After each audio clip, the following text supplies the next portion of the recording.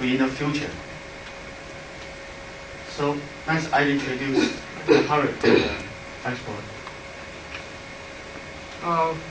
Yes, you have said about the higher education.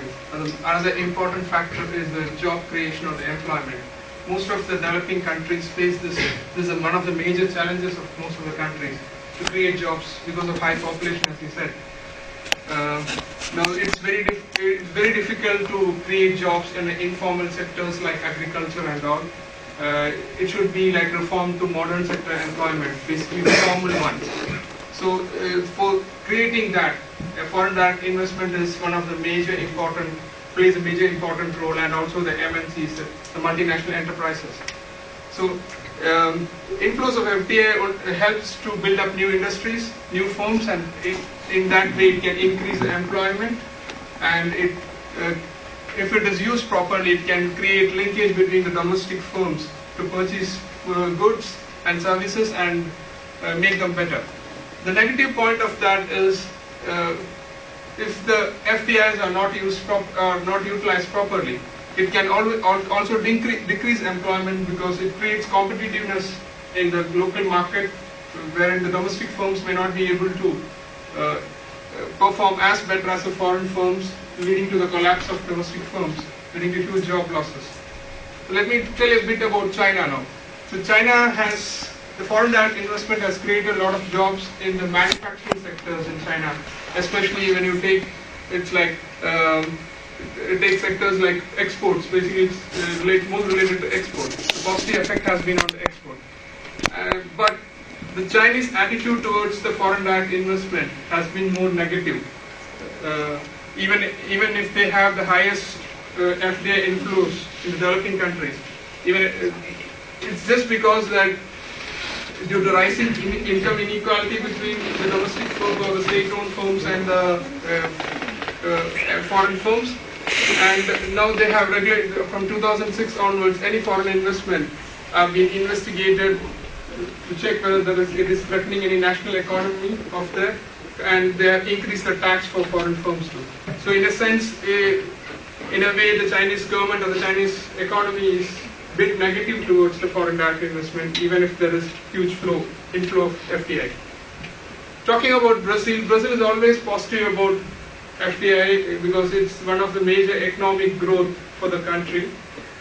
But their jobs, FDI has created jobs in service sector, basically going to telecommunication and energy and financial services.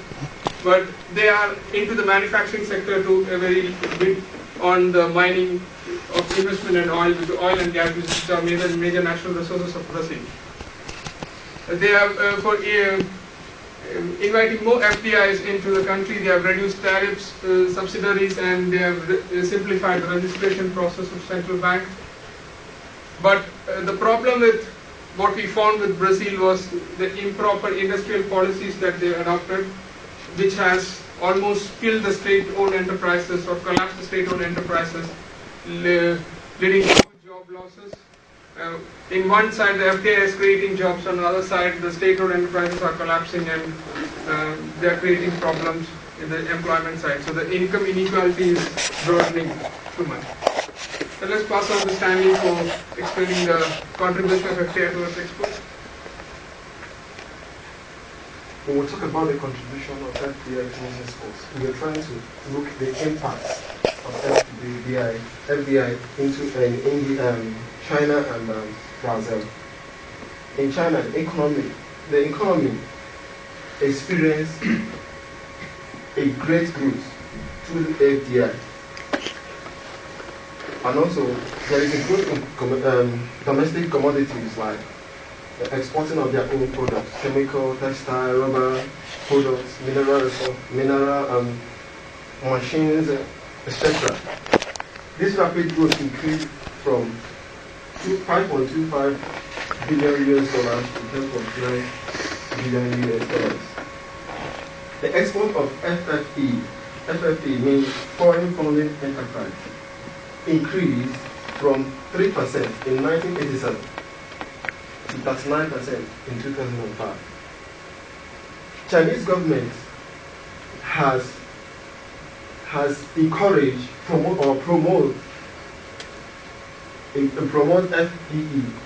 FFE to export more, setting a good different regulations applied in domestic enterprise.